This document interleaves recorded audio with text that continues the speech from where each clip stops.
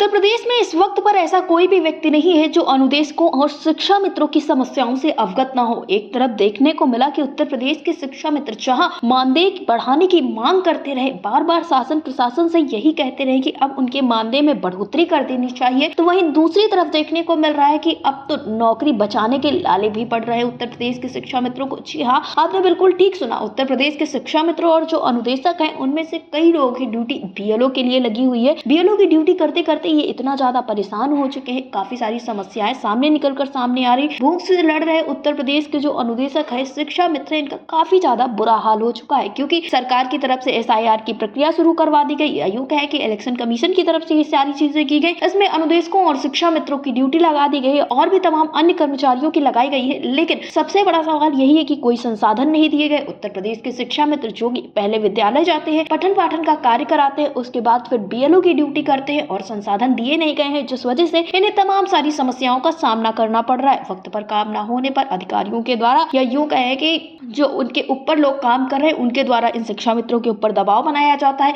और इन सारी चीजों के बीच में देखने को मिल रहा है कि उत्तर प्रदेश के शिक्षा मित्रों का, अनुदेशों का मानसिक उत्पीड़न काफी ज्यादा होता हुआ नजर आ रहा है। आर्थिक संकट से गुजर रहे ये अनुदेशक और शिक्षा मित्र आखिर कब तक ऐसे ही भटकेंगे, कब इन्हें राहत मिलेगी और कब तक सीएम योगी आदित्यनाथ यही कहते रहेंगे कि अब बस हम अच्छा करने वाले, क्योंकि इंतजार की जो घड़ियां थी वो अब खत्म होती हुई चली जा रही है। ये पूरा साल बीतने को आपको अवगत होगा, 3 जनवरी को ये कहा गया था कि इन शिक्षा मित्रों की समस्याओं का हल अब एक एक करके किया जाएगा। 3 जनवरी को एक शासनादेश भी जारी किया गया, लेकिन वक्त बीतता गया और ये साल पूरा गुजरने को है और शिक्षा मित्रों के हाथ अब भी खाली है। इस बीच में जो शासनादेश हुए वो तो धरातल पर लागू नहीं हुए और मानदेय वृद्धि की मांग जो उत्तर प्रदेश के शिक्षा मित्र पूरे मनोयोग से कर रहे हैं, उसको लेकर भी सरकार की तरफ से कुछ खास देखने को नहीं मिल रहा है। अब सबसे बड़ा सवाल यहाँ पे यही खड़ा होता है कि क्या उत्तर प्रदेश के शिक्षा मित्र सरकार के हाथों की सिर्फ और सिर्फ कठपुतली हैं कि जो सरकार कहेगी वो शिक्षा मित्र करेंगे, लेकिन दूसरी तरफ से जो शिक्षा मित्र और अनुदेशक अपनी आवाज को उठाएंगे तो सरकार इनको अनसुना कर देगी। मुख्यमंत्री योगी आदित्यनाथ बार बार कहते हैं अच्छा करेंगे, लेकिन कब करेंगे, इन सारी चीजों को लेकर भी कुछ सामने नहीं निकल पा रहा है। देखने को मिल रहा है कि लगातार उत्तर प्रदेश के शिक्षा मित्र मानसिक रूप से कमजोर होते हुए चले जा रहे हैं और मानसिक रूप से कमजोर होने का मतलब ये है कि उनके ऊपर बहुत ज्यादा दबाव बनाया जा रहा है। हाल फिलहाल में आपने देखा कि कई शिक्षा मित्र तमाम सारी घटनाओं से गुजरे हैं। ऐसे में एक शिक्षा मित्र की ब्रेन हेमरेज से मौत भी हो चुकी है, लेकिन फिर भी उत्तर प्रदेश के शिक्षा मित्रों के बारे में सरकार की आंखें नम